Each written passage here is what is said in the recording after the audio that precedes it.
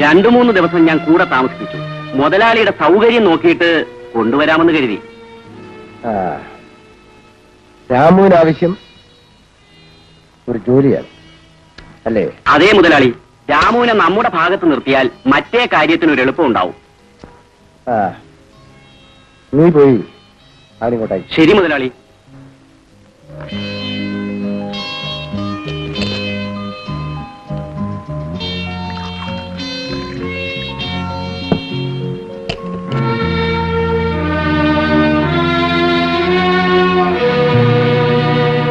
രാമു അല്ലേ?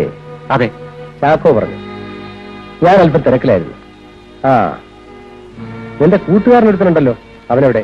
അവനാ ഗിരിജയുടെ വീട്ടിലുണ്ട്. ഞാൻ അവിടെ നിന്ന് ഇങ്ങോട്ട് പോന്നു. എന്ത് പറ്റി? മുതലാളിക്ക് അറിയാമോ, അവൻ ഗിരിജയുടെ അമ്മാവന്റെ വേണമെന്നല്ല.